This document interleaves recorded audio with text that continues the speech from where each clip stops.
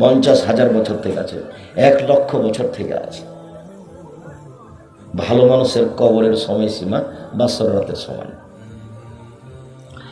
বাসর রাতটা একটু বুঝিয়ে বলবেন। সেটা আর কি বুঝিয়ে বলবো, এক এক এলাকাতে এক এক রকম হয়। আমাদের দেশে তো আসলো, তারপর মা চাচিরা বাসর ঘর বানায়, তারপরে কনেকে সুন্দর করে সাজায়। হ্যাঁ, সাজাতে হবে, এই কথাই ঠিক, তবে ভাবিরা সাজাবে না। তার নখে নেইল পালিশ দিতে হবে না। নেইল পালিশ দেওয়া ইহুদি খ্রিস্টানদের পতিতালয়ের মেয়েদের বৈশিষ্ট্য। কনেকে সাজাতে হবে, এই কথাই ঠিক। আয়েশা রাদিয়াল্লাহু তাআলা আনহা বলেন, আমি আমার বান্ধবীদের সাথে একদা দোলনায় খেলাচ্ছিলাম। দোলনায় একদিকে আমরা আছি কিছু বান্ধবী, একদিকে কিছু বান্ধবী আছে, একদিক উঁচু হলে একদিক নিচু হয়। আমরা খেলাচ্ছিলাম, আমার মা আমাকে ডাকলেন, আমি দৌড়িয়ে আসলাম। তো আমার গায়ে কিছু ধুলাবালি লেগেছিল, এগুলো আমার মা একটু মুছে দিলেন, দিয়ে নিয়ে গেলেন একটা ঘরে। দেখি সেখানে আনসারীদের মহিলা। ব্যাপারটা বুঝলাম না, ওখানে কেউ নাই, শুধু আনসারীদের মহিলা। আনসারী মহিলারা আমাকে সুন্দরী করে সাজালো। অন্য এক বর্ণনাতে এসেছে, আসমা বিনতে ইয়াজিদ বলছে, কাইয়ান্তু আয়েশাতা লিরাসূলিল্লাহ সাল্লাল্লাহু আলাইহি সাল্লাম, আমি আয়েশাকে সুন্দরী করে সাজালাম আল্লাহর নবীর জন্য। কি দিয়ে সাজালেন? যা দিয়ে চলে সবই দিলেন, আসকারা মাস্কারা যা আছে, পাউডার টাউডার যা আছে, তবে নেইল পালিশ নয় আর টিপ নয়। টিপ হচ্ছে হিন্দুদের হিন্দু মেয়েকে বিবাহ করার 10টা পদ্ধতি আছে, তার একটা হলো রাক্ষসী বিবাহ। মেয়ের বাপ বিবাহ দিবে না, ছেলে বিবাহ করবেই। তো জোর করে যদি কপালে টিপ দিতে পারে তাহলে বিবাহ হয়ে গেছে। তো কপালে টিপ দেওয়া প্রথা এসেছে হিন্দুদের পক্ষ থেকে, যার কারণে কোনো মুসলিম মহিলা কপালে টিপ দিতে পাবে না। আর নখে নেইল পালিশ দিতে পাবে না, এই জন্য যে পতিতালয়ের ইহুদি খ্রিস্টানদের পতিতালয়ের মেয়েদের বৈশিষ্ট্য নখে নেইল পালিশ দেওয়া। ইহুদি খ্রিস্টানদের পতিতালয়ের মেয়েদের বৈশিষ্ট্য হচ্ছে নখে নেইল পালিশ দেওয়া। মুসলিম মহিলারা হাতের নখে পায়ের নখে মেহেদি দিবে, জরুরিভাবে দিতেই হবে। সব মহিলাকে দিতে হবে, হাতের নখও দিতে হবে, পায়ের নখও দিতে হবে, দিতেই হবে, জরুরি। পুরুষের দেওয়া হারাম।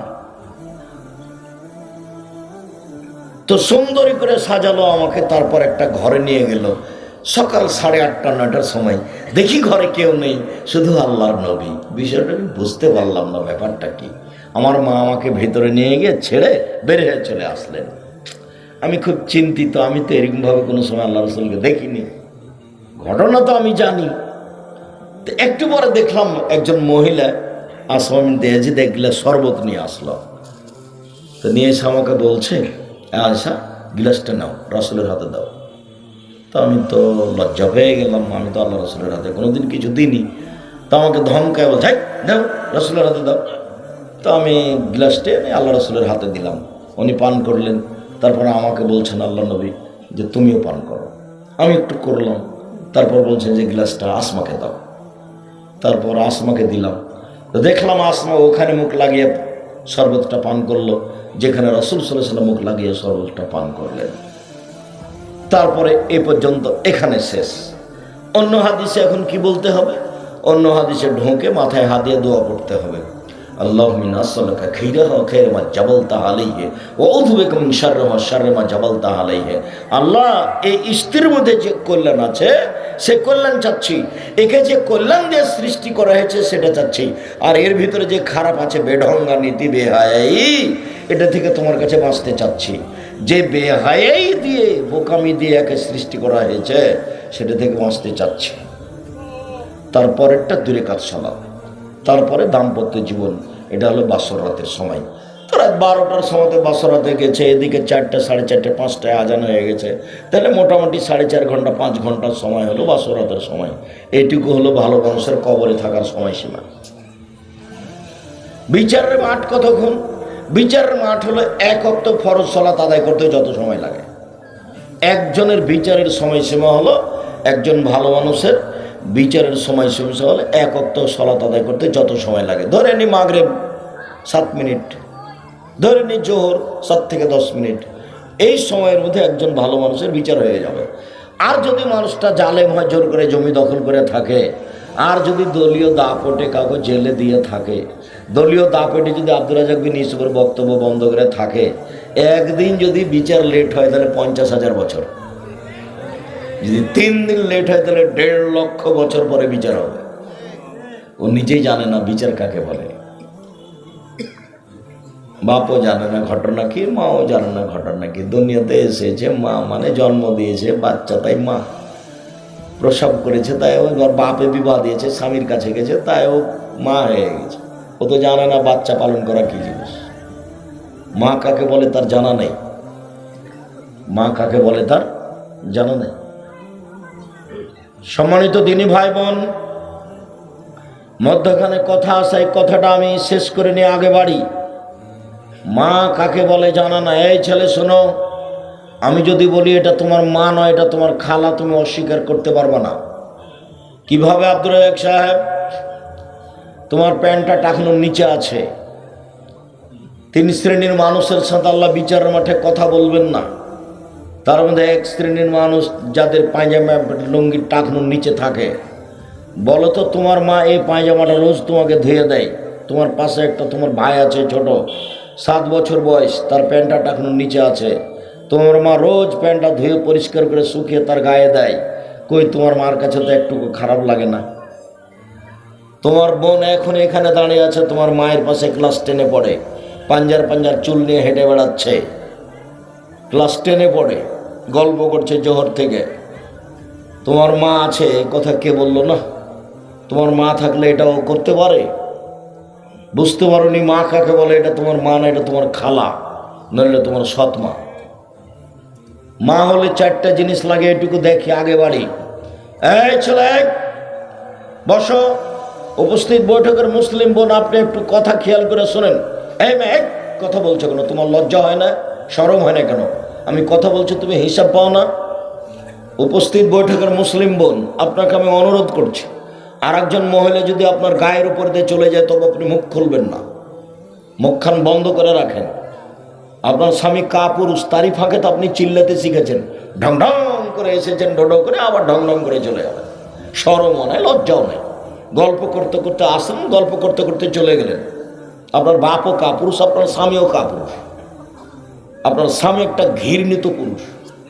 স্বামী হলে ক্ষমতা লাগে, চোখ যেভাবে ঘুরে বউ সেভাবে চলে, তার নাম ক্ষমতা।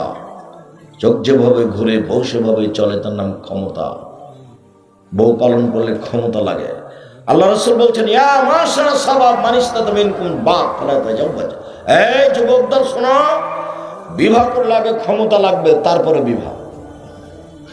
ক্ষমতা মানে পেশাবখানা, পায়খানা, মোহর, শারীরিক ক্ষমতা, কন্ট্রোল ক্ষমতা, সব যখন থাকবে তখনও বিবাহ করবে। যদি ক্ষমতা না থাকে তাহলে তাকে রোজা থাকতে হবে। আল্লাহ নবী বলছেন, রোজা থেকে থেকে থেকে থেকে ও তার যৌবনকে ধ্বংস করে দেবে, বিবাহ করতে পারবে না। যার মেয়ে ক্লাস 10-এ পড়ে, এখানে মাথায় কাপড় দিয়ে নাই, ওকে হিন্দুর মেয়ে, ওকে ইহুদি খ্রিস্টানের মেয়ে, তো মাথায় কাপড় দিয়ে নেই কেন? ওর বাপ আছে, ওর ভুল কথা, ওর বাপ নেই। ওর মা আছে, এটা ভুল কথা, ওর মা নেই। বাপ মাকে শুধু ইনকামের জন্য আর ভাত রান্না করে খাওয়ার জন্য, ইনকাম আর ভাত রান্না আল্লাহ রাসূল ওইভাবে বলেননি। একে লালন পালন করতে হবে, এ কথা বলেছে। ওকে লালন পালন করতে হবে, ওকে দেখাশোনা করতে হবে। বাপেরটা আগে বলি, তারপর মায়েরটা বলছি। বাপ, মান ওয়ালাদা লাহু ওয়ালাদুন, যে বাপের ছেলে মেয়ে জন্ম নিবে, ফালিহিসান ইসমাহু, সে যেন একটা সুন্দর নাম রাখে। নাম রাখতে হবে, 7 দিনের দিন আকিকা করতে হবে, 7 দিনের দিনই করতে হবে। 14 দিনে হবে না, 21 দিন হবে না। পৃথিবীর সবাই যদি বলে তবেও হবে না। আমি 26 বছর থেকে ফটো লিখে 2 হাত দিয়ে, কতদিন থেকে? 26 বছর থেকে হোমসি খালি মুখে বললে হবে না, তোবা করে আবার ফিরে যেতে হবে। গায়ের জোরে কিছু চলে না। 6 বছর থেকে নিজে ফটো বোর্ড পরিচালনা করি। আমার সামনে বসে থাকে দেশ বিদেশের বড় বড় বিদ্বান, যাদের বিদেশি শিক্ষক, যাদের এক একজনের বেতন 70-80 হাজার করে, যেগুলো জামিয়া সালাফে ডাঙ্গিপাড়া পাওয়া রাজশাহীতে অবস্থান করেন, যাদের থাকা খাওয়া ভিন্ন। জামিয়া সালাফের শিক্ষক শিক্ষিকাদের বেতন লাগে প্রতি মাসে 30 লক্ষ, প্রতি মাসে 30 লক্ষ বেতন লাগে। জামিয়া সালাফিয়া এদেশের ব্যতিক্রম প্রতিষ্ঠান, এদেশের প্রত্যেকটা আহলে হাদিসের জানের প্রতিষ্ঠান জামিয়া সালাফিয়া। ওটা আগে, তারপর একটা নিজেরটা। সবাইকে খেয়াল করতে হবে, আমার প্রতিষ্ঠান জামিয়া সালাফিয়া, বাড়িটা আমার, তবে আমার যেটা নিজস্ব জানের জান যেটা স্যার জামিয়া সালাফিয়া। এই দেশের বাংলা, ইংরেজি, আরবি উন্নতমানের শিক্ষা দেওয়ার ব্যতিক্রম মাধ্যম জামিয়া সালাফিয়া, যেখানে শহ শহ হাজার হাজার ছেলে মেয়ে পড়াশোনা করে, যেখানে শহ শহ শিক্ষক শিক্ষিকা। ডাঙ্গিপাড়া 26 বিঘা জমির উপরে ছেলে শাখা, আর রূপগঞ্জ নারায়ণগঞ্জে 51 বিঘা জমির উপরে প্রতিষ্ঠান। মার্চের 2-3 সম্মেলন, একদিন যা দেখে আসবেন, ভুল করে এদিকে চলে যাবেন। একটা লোক ব্যাগ বোকচা নিয়ে অনেক দূর যেতে প্রস্তুত, কিন্তু জামিয়া সালাফিয়া দেখেনি। কলকাতায় যে না দেখেছে সে তো মায়ের গর্ভে আছে, জামিয়া সালাফিয়া যে না দেখেছে সে তো মায়ের গর্ভে আছে। এইভাবে নিয়ে যেতে হবে, ওইটা নয়। মৌলানা শেহাবুদ্দিন সুন্নি মারা গেছেন, আন্দোলনের একজন বড় মৌলানা ছিলেন। তিনি একদিন বলছেন, কলকাতা যে না দেখেছে সে তো মায়ের গর্ভে আছে। জামিয়া সালাফিয়া চোখে না দেওয়া পর্যন্ত কিছু ভাবা যাবে না। এদেশের ব্যতিক্রম প্রতিষ্ঠান জামিয়া সালাফিয়া। সম্মানিত দিনী ভাই বোন, যেটা বলছিলাম, এক, ছেলে মেয়ে জন্ম নিলে সুন্দর নাম রাখতে হবে। 2, ফায়জা বালাগা ফালি জব্বে জহু, বড় হলে বিবাহ দিয়ে দিতে হবে।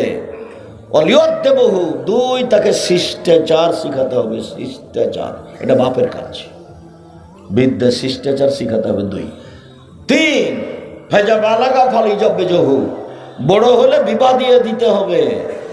ফায়জা বালাগা ফালি জব্বে জহু, যদি বিবাহ না দেয়, সে যদি কোনো পাপ করে, সে পাপ তার বাপের হবে। আমি এই কথা বলিনি, আমি অনুবাদক। এটা হলো বাপ। নাম রাখতে হবে, শিষ্টাচার শিখাতে হবে, বিবাহ দিয়ে দিতে হবে। বাপকে নাম রেখেছে লিটন, এটা বাপ? এটা সুন্দর নাম হলো? ওকে তোবা করতে বলতে আমার বাপ হওয়া ভুল হয়েছে।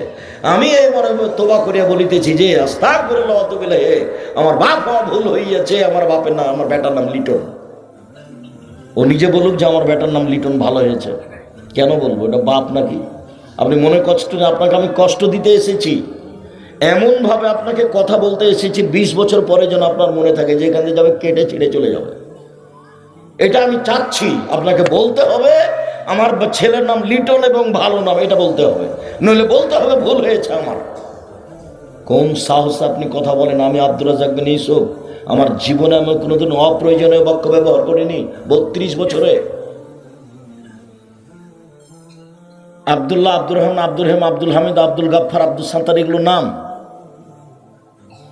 ইউসুফ, ইসমাইল, ইয়াকুব, ইয়াহিয়া, ইদ্রিস নবীগণের নাম। আল্লাহর নবী বলছেন ইব্রাহিম, নবীগণের নাম রাখো, আল্লাহর গুণবাচক নাম রাখো। তো লিটন কোনটা? একটা কাঠ রাখতেন, সেটা ভালো ছিল। কাঠ, আমার ছেলের নাম কাঠ। আল্লাহ রাসূলের কথাটা আবার দেখেন, মান ওয়ালাদাহু ওয়ালাদুন, কারো যদি ছেলে মেয়ে জন্ম নেই, ফাল ইহসান ইসমাহু, এটা আদেশবাচক শব্দ, সে যেন ছেলে মেয়ের নাম সুন্দর নাম রাখে। কি সুন্দর! খালি বিবেচনা অন্যের কাছে দিলেই হবে? দিন রাত খালি নির্বাচন করে বেড়াইলেই হবে? মুখের চরিত্র ফুলের মতো পবিত্র, আর বক্তব্য বন্ধ করো। 2, 3, ওলিয়দ্দেবহু, তাকে শিষ্টাচার শিখাতে হবে। বিদ্যা, চাল চলন, আচরণ, কথাবার্তা বাপ মাকে দিন রাত দেখতে হবে। বিবাহ দিয়ে দিতে হবে। যদি বিবাহ না দেয় তাহলে পাপ তার বাপের হবে। অনুবাদ। এবার মায়ের কাছে চলেন। ছেলে, এক খেয়ালে চেয়ে থাকবা, কথা বলবে না। উপস্থিত বৈঠকের মুসলিম বোন, আপনি একটু লজ্জা করেন, আপনি একটু শরম করেন, আপনি একটু হায়া করেন, আপনি কথা বলা বন্ধ করেন। আপনাকে বলছি, জাবের রাদিয়াল্লাহু তাআলা আনহু বলেন, আমরা একদা আল্লাহ রাসূলের সাথে যুদ্ধ করে আসছিলাম, মদিনায় ঢুকবো। তখন তিনি বলেন, থামো, সবাই এখানে থামো, আমরা সকালে মদিনায় ঢুকবো, রাতে এখানে থেকে যাব। তো জাবের বলছেন, আল্লাহর নবী, আমি নতুন বিবাহ করেছি, আমাকে বাড়ি যেতে অনুমতি দেন। তখন আল্লাহ রাসূল বলছেন, ও নতুন বিবাহ করেছো? বিকরান সাইয়্যিবা, কুমারী মেয়ে বিবাহ করেছো না তালাক প্রাপ্ত মেয়ে বিবাহ করেছো? কুমারী মেয়ে বিবাহ করেছো না তালাক প্রাপ্ত মেয়ে বিবাহ করেছো? তো জাবের বলছেন সাইয়্যিবা, তালাক প্রাপ্ত মেয়ে বিবাহ করেছি। ওর বিবাহ হয়েছিল, ওর স্বামী তাকে তালাক দিয়ে দিয়েছে, আমি তাকে বিবাহ করেছি। তখন আল্লাহ রসুল বলছেন হাল্লা বিক্রাম তোলায় বকা, তুমি কুমারী মেয়ে কেন বিবাহ করলে না? তুমি তার সাথে খেলতে, ও তোমার সাথে খেলতো। তুমি অবিবাহিতা মেয়ে কেন বিবাহ করলে না? তুমি তার সাথে খেলতে, ও তোমার সাথে খেলতো।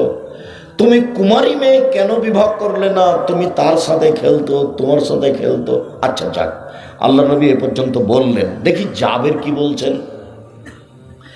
জাবের বলছেন আল্লাহ নবী শোনেন, আমার বাপ উহুদের যুদ্ধে শহীদ হয়েছেন 6 জন মেয়ে রেখে, আমার 6টা বোন আছে।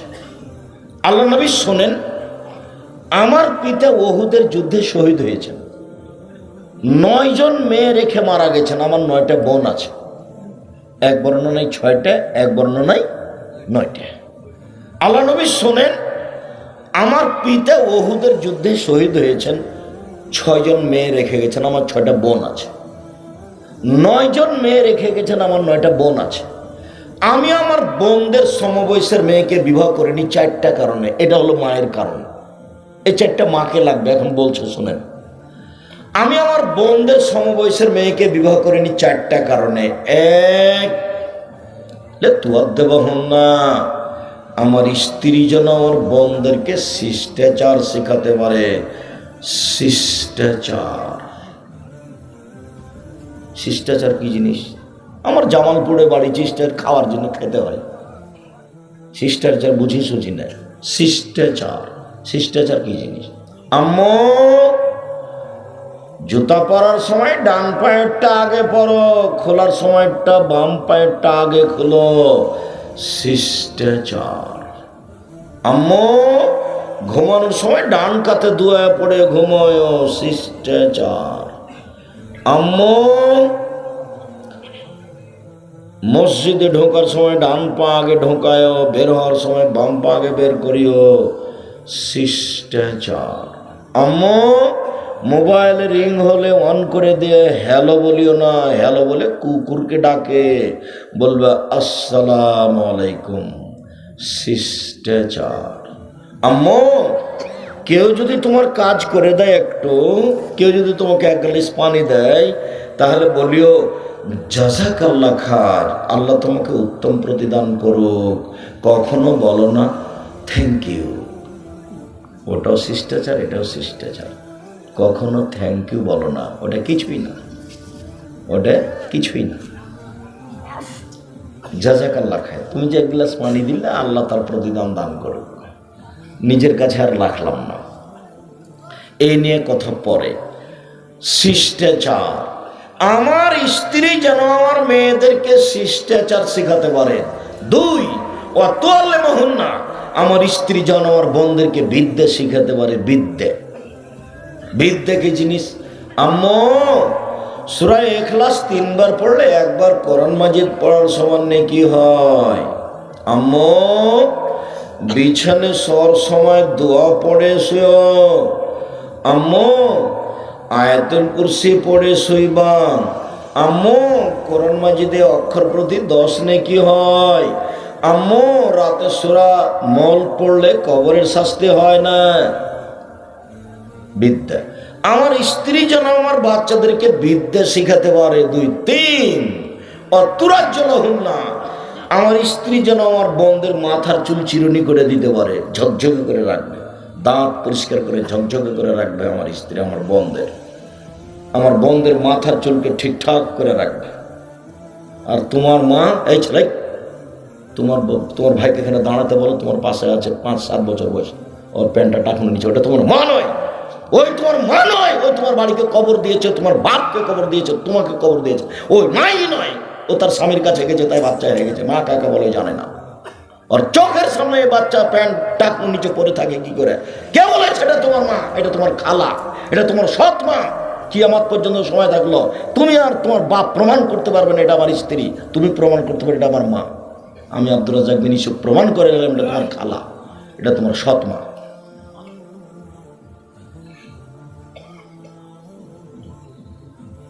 4, তাকুম আলাইহিন্না, আমার স্ত্রী যেন আমার বোনদেরকে পাহারা দিতে পারে। আল্লাহ নবী বলছেন তোমার মা তোমার এবং তোমার বোনের পাহারাদার। বলো তো কি পাহারা দেয়? এখন তোমার বোন দাঁড়িয়ে আছে মাথায় পাঞ্জার পাঞ্জার চুল নিয়ে, ক্লাস 10-এ পড়ে, সকাল থেকে দৌড়িয়ে বেড়াচ্ছে। ক্লাস 8-এ যেদিন সেদিন যুবতী হয়েছে, বিবাহ হলে 2টা বাচ্চা হতো। এখন তোমার মায়ের পাশে দাঁড়িয়ে আছে মাথায় কাপড় না দিয়ে। কথা আমাকে ফেরত নিতে হবে না। মা হলে 4টা জিনিস লাগে, কথা আমি বলিনি, হাদিস বুখারী মুসলিম। আল্লাহর নবী আমার বোনদের সমবয়সের মেয়েকে আমি বিবাহ করিনি আমার বোনদের লালন পালনের কারণে। এমন মেয়েকে বিবাহ করেছি সে বুঝে সংসার, জানে বুঝে। কথা আমি মনে হয় বুঝাতে পারি না। মা হলে কয়টা জিনিস লাগে এই ছেলে বলো তো, কয়টা জিনিস লাগে? 4টা। 1, শিষ্টাচার শেখাতে হবে। 2, বিদ্যা শেখাতে হবে। 3, পরিপাটি করে রাখতে হবে, ওটা পরিপাটি বলতে হবে, সাজগোজ করে রাখতে হবে ছেলে মেয়েকে। 4, পাহারা দিতে হবে। অবাক, পাহারা দেওয়া শব্দ আল্লাহ নবী উল্লেখ করেন, পাহারা দিতে হবে। মা হলো পাহারাদার। পাহারাদার কি? গতকালকে মেয়েটা স্কুল থেকে 2টার সময়তে এসেছে, আজকে 2:30 এসেছে। তোমার মা যখন ঢোকে তোমার বোন, তখন তোমার মা ফরজ পড়ে নফল পড়বে, সেজন্য সুন্নাত পড়বে, সেজন্য আল্লাহু আকবার বলছিল। বলতে যাবে আর তোমার বোন এসেছে বলে আসসালামু আলাইকুম আম্মা, আসসালামু আলাইকুম। তোমার মা এখন সুন্নাত পড়তে পাবে না, আগে 30 মিনিট খুঁজে বের করতে হবে। লেট কেন? কথা বুঝাতে পারিনি মনে হয়। ওই সুন্নাত লাগবে না, ওই সুন্নাতের প্রয়োজন নাই, ওটা তো মান বাড়ানোর জন্য, আর এটা আদেশ।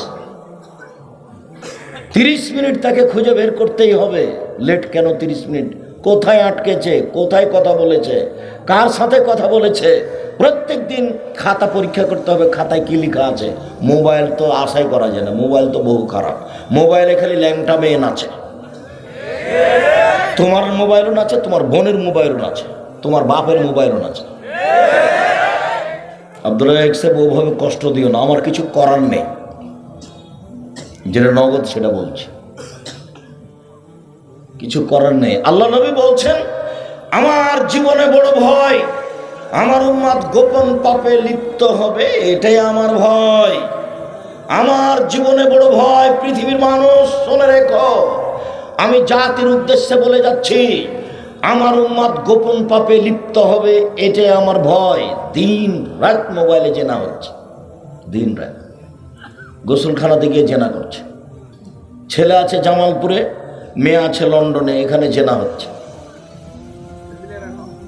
সম্মানিত দিনী ভাই বোন,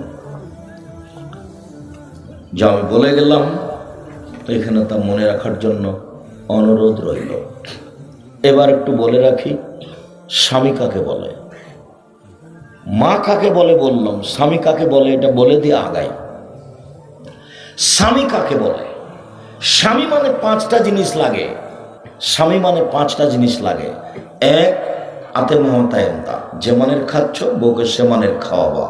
2, ফাকসু হমক্তা সাইতা, যে মানের কাপড় পরছো বউকে সে মানের পরাবা। 3, ওলা তুকাব্যে, কটু কথা বলবা না। স্ত্রীকে গালি দিতে হয় না, মারতে হয় না, নিন্দা করতে হয় না। মারতে হয় না মানে সবসময় মারতে হয় না, প্রয়োজন তো মারতে হবেই। তার পরের বাক্যটা দেখেন, 3 নম্বর, কটু কথা বলতে হয় না, মানে ওকে আদর করতে হয়, ওকে ঘেরে রাখতে হয়, ওকে ঢেকে রাখতে হয়। ওকে ময়মনসিংহ জেলা অন্তর্গত জামালপুরের মতো করে বাড়িঘর বানাতে হয়। কিভাবে? ওইটা ভেতর বাড়ি, এটা বাহির বাড়ি।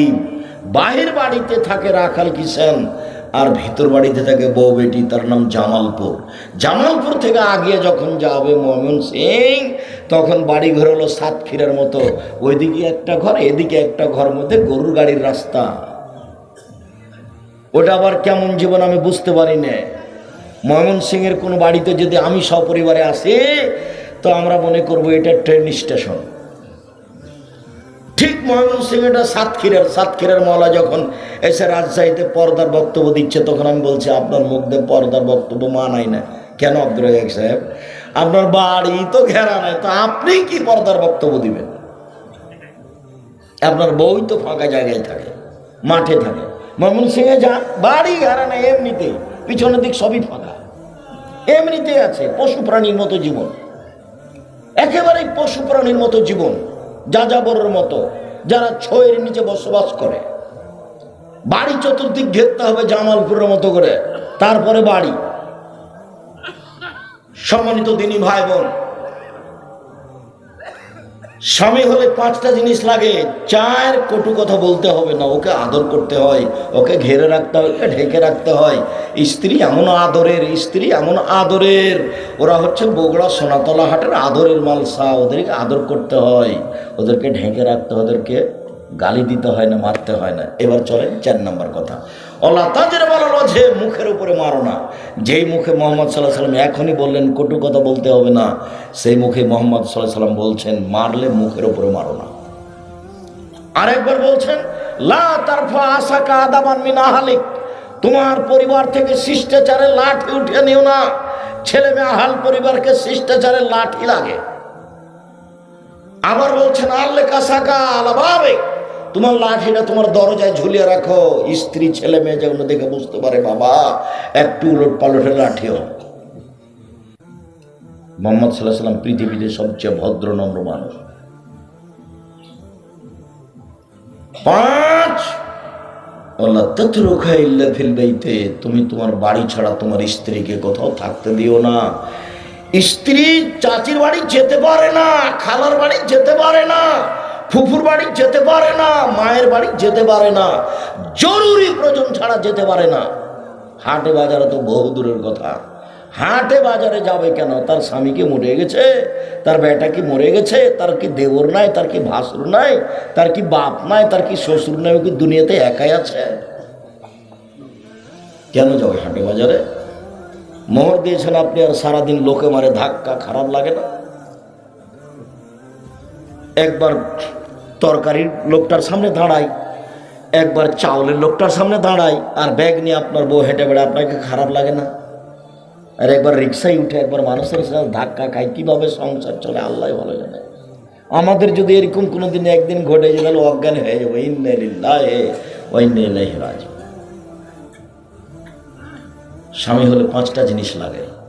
1, যে মানের খাচ্ছেন সে মানের খাওয়াবেন। 2, যে মানের পড়ছেন সে মানের পড়াবেন। 3, কটু কথা বলবেন না। 4, মুখের উপরে মারবেন না। 5, নিজের বাড়ি ছাড়া কোথাও থাকতে দিবেন না, যেতে দিবেন না, জরুরি ছাড়া কোথাও যাবে না। বিবাহের বাড়িতে যাওয়ার প্রশ্নে আসে না, বিবাহের বাড়ি গেলে স্বামীর সংখ্যা বেশি হয়ে যাবে, অতগুলো প্রশ্ন আসে না। পুরুষের পরিচয়তে বসবাস করেন, 2 দিন আছেন দুনিয়াতে, চলে যাওয়ার জন্য আছি, আজ হোক আর কাল হোক। যেহেতু চলে যাওয়ার জন্য আছি তাহলে অস্থায়ী আছি। আল্লাহ রাসূল বলছেন কোন ফিল দুনিয়া কান্নাকা গরীব ও আবর সাবিল উদ্দ নফসাক মিন আলিল কবরে। পৃথিবীর মানুষ যতক্ষণ দুনিয়াতে আছো ততক্ষণ নিজেকে পথিক মনে করো। পথিক, রাস্তায় চলছে একটা লোক, চলতে চলতে একটু ক্লান্ত হয়েছে, তো গাছের ছায়া দাঁড়িয়েছে, তো গাছের ছায়া ও লোকটা থেকে যাবে না একটু পরে চলে যাবে? একটু পরে চলে যাবে। তো যতক্ষণ আপনি থাকলেন ততক্ষণ আমি আর আপনি দুনিয়াতে। বোঝা গেল না কথা? মনে হয় আপনি চলছিলেন, চলতে চলতে ক্লান্ত হয়েছেন, রাস্তা একটা গাছের নিচে ছায়াতে দাঁড়িয়েছেন, বলেন তো এখানে থেকে যাবেন না একটু পরে চলে যাবেন? তো এইখানে থাকা যতটুকু, আমার আর আপনার দুনিয়াতে থাকা ততটুকু। আর আমি হচ্ছি আর আপনি হচ্ছেন এই যে লোকটা যাচ্ছে। হাদিস বুখারী মুসলিম। কুন ফি দুনিয়া কান্নাকা গরীব ও আবরু সাবিল, তুমি একজন অপরিচিত মানুষ আর না হলে তুমি পথিক। তুমি একজন অপরিচিত মানুষ, নাহলে তুমি একজন পথিক। তোমাকে কেউ চিনে না, তুমি এমনিতে দুনিয়া আছো। আর যদি কেউ দেখায় এই তো এই সেদিন যেন কোথায় ওই নেতৃত্ব স্থানীয় লোকগুলো একজন একজনের এত প্রশংসা করলো, তা আমারও একটু লম্বা প্রশংসা করলো। তখন আমি আমার কথা বললাম, আমার নাম আব্দুর রাজ্জাক আর আমার বাপের নাম ইসুফ, অন্য কিছু লাগে না আমার। আর আল্লাহ রাসূল বললেন যে কেউ যদি কারো মুখের সামনে প্রশংসা করে তাহলে 2 দিকে 2টা বলেছেন, যে করছে ওর মুখের উপরে মারো, মাটি ধর মুখখান কে করে দাও, যে প্রশংসা করছে। বলছে মানে কি অমুক নেতা এত এই সেই কি যে করেছে, সারা পৃথিবী দখল করেছে। আল্লাহ রাসূল বলছেন যে প্রশংসা করছে তার মুখের উপরে মাটি মারো।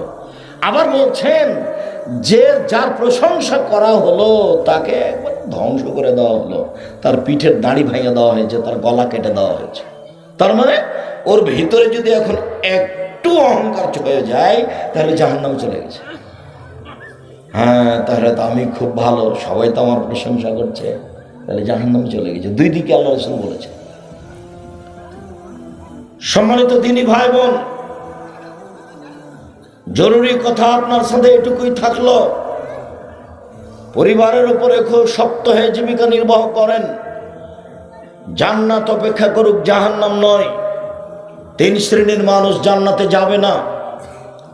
1, মদগুনুল খাম, নিয়মিত যারা বিড়ি, তামাক, জর্দা, সিগারেট, গুল, নেশাদার দ্রব্য খায়, পান করে, তারা জান্নাতে যাবে না। 2, আর রাজনাত মিনান নিসায়ে, পুরুষের বেশধারী নারী, যারা পুরুষের জুতা স্যান্ডেল পরে, যারা পুরুষের শার্ট প্যান্ট পরে, যারা পুরুষের পোশাক পরে, তারা জান্নাতে যাবে না। 3, দায়ুস, আপনি। আব্দুর রাজ্জাক সাহেব, আমি মানে? হ্যাঁ, আপনি। কিভাবে? আল্লাহ রাসূল বলছেন, আল্লাযী ইকিরু ফি আহলি আল খাবাসা, যে তার বাড়িতে বেহায়াইর সুযোগ দিয়েছে, সে দায়ুস, ও জান্নাতে যাবে না। দায়ুস। আপনি তো ভালো বুঝেন আপনার মেয়ের অবস্থা, আপনি ভালো বুঝেন আপনার স্ত্রীর অবস্থা, কাজেই কি করবেন এভাবে বেঁচে থেকে? শক্ত হাতে জীবিকা নির্বাহ করার চেষ্টা করেন। আমার অনুরোধ থাকলো, সম্মানিত দিনী ভাই বোন, কবর যত কঠিন, কিয়ামত তার চেয়ে অনেক বেশি কঠিন। কিয়ামত যত কঠিন, জাহান্নাম তার চেয়ে অনেক অনেক অনেক বেশি কঠিন। জাহান্নাম, জাহান্নামের পরিচয় এক খেয়ালে চেয়ে থাকবেন। ইন্না জাহান্নাম কানাত মিরসাদা, নিশ্চয় জাহান্নাম মানুষকে ধরার জন্য ওঁত পেতে বসে আছে। ওঁত পেতে বসে থাকে শত্রু। জাহান্নাম আমাদেরকে ধরার জন্য ওঁত পেতে বসে আছে, এই কথা আল্লাহ বলছে। লিত্তাগীনা মাআবা, ও হচ্ছে স্বৈরাচারী, অহংকারী, বদমেজাজি, জুলুমবাজ, ডাকাবাজদের থাকার জায়গা। স্বৈরাচারী, স্বেচ্ছাচারী, অহংকারী, জুলুমবাজ, এদের থাকার জায়গা হলো জাহান্নাম। মহান আল্লাহ বলেন, কাল্লা লায়ুনবাদান্না ফিল হুতামা, অবশ্যই অবশ্যই তাকে, কখনো নহে, অবশ্যই অবশ্যই তাকে চূর্ণ বিচূর্ণকারী হোতামা নামক জাহান্নামে নিক্ষেপ করা হবে। ওমা আদরাকা মাল হুতামা, মুহাম্মদ সাল্লাল্লাহু আলাইহি সাল্লাম, আপনি কি হোতামা নামক জাহান্নামের পরিচয় বলতে পারেন? আপনি কি জানেন হোতামা নামক জাহান্নাম কাকে বলে? আমি বলি, নারুল্লাহিল মুকাদা, তা হচ্ছে জ্বলন্ত উত্তপ্ত আগুন। জাহান্নাম বলতে আগুনের টুকরা, জাহান্নাম বলতে এক খণ্ড আগুন। মহান আল্লাহ বলেন, ফাআম্মা মান সাকুলাত ফাআম্মা মান খাফফাত মাওয়াজিনু, যার নেকির পাল্লা হালকা হবে, পাপের পাল্লা ভারী হবে, ফাউম্মুহু হাবিয়া, তার থাকার জায়গা হবে অতীব গভীর গহ্বর হাবিয়া নামক জাহান্নাম। আমাদরাকা মা হে, মুহাম্মদ সাল্লাল্লাহু আলাইহি সাল্লাম, আপনি কি বলতে পারেন হাবিয়া নামক জাহান্নামটি কি? হাবিয়া নামক জাহান্নামের পরিচয় আপনার জানা আছে? আমি বলি, নারুন হামিয়া, তা হচ্ছে জ্বলন্ত উত্তপ্ত আগুন। এ দেখেন, জাহান্নাম বলতে আগুনের টুকরা। এই বাচ্চা, বসো। ওই বাচ্চাটা দাঁড়াচ্ছে কেন? খেয়াল করে থাকেন। আমাকে দয়া করে কেউ প্রয়োজন দেখাবেন না। আমি তো এখান থেকে গিয়ে ক্লাস নেব ইনশাআল্লাহ। আমার শুরু জীবন থেকে আমি 6-7 পিরিয়ড পড়াই। একবারে 88 আগস্টের 20 তারিখ রোজ বুধবার বিকাল 3টে থেকে আমি শিক্ষক। আমি প্রতিষ্ঠান পরিচালনা করা, ওটা আমার কাজ পরে। শিক্ষকতা করার কাজটা আমার আগে, বক্তব্য দেওয়াটা কাজ আমার পরে, বই পুস্তক লেখা কাজটা পরে। আমার জীবনে আমি যেটা বাছাই করে নিয়েছি সেটা শিক্ষকতা করা, আমি পড়াই। ফতোয়া লেখা কাজটা আমার পরে। আপনাকে বলছি, আমি 26 বছর থেকে ফতোয়া লিখি। 6 বছর থেকে আমি ফতো বোর্ড নিজে পরিচালনা করি, 34 বছর থেকে আমি শিক্ষকতা করি, প্রথম থেকে আমি বুখারী মুসলিম পড়াই। আমার জীবনটা শিক্ষকতার সাথে জড়িয়ে আছে, এটা আমি পছন্দ করি, ভালোবাসি।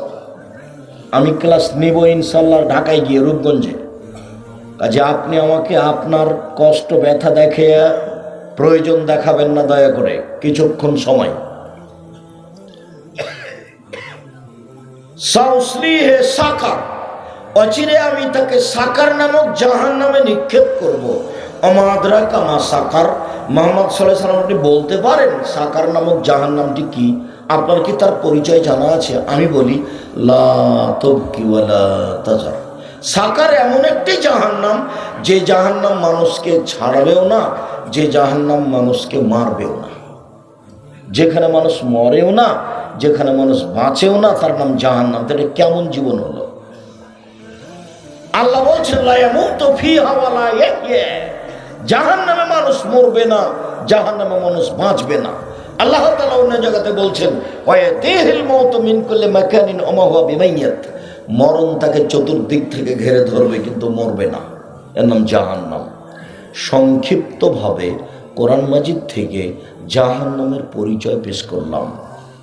আমাদের আলোচনায় প্রারম্ভের আলোচনা থাকবে অতীব অল্প জাহান্নামের পরিচয়, তারপর জাহান্নামীদের পরিচয়, তারপর জাহান্নামে মহিলারা যাবে, তারপর জাহান্নামকে বিচার মাঠে টেনে নিয়ে যাওয়া হবে, তারপর জাহান্নাম কথা বলতে পারে, তারপর জাহান্নামের খড়ি হলো মানুষ ও পাথর, তারপর জাহান্নামীদেরকে বেঁধে নিয়ে যাওয়া হবে, তারপর জাহান্নামের উল্লেখযোগ্য শাস্তি। কয়েক মিনিট এক খেয়ালে চেয়ে থাকবে। রাসূল সাল্লাল্লাহু আলাইহি সাল্লাম বলেন ইন্না সাকরাতাল আযীমা লাতুলকা মিন শাফির জাহান্নাম, জাহান্নামের মুখের উপরে যদি একটা বিশাল পাথর, 1 কোটি মণ ওজন পাথর যদি ছেড়ে দেওয়া হয়, তাহলে নিচে যেতে সময় লাগবে 70 বছর। ও যদি 1 ঘন্টা যায় কত কিলো যেতে পারে?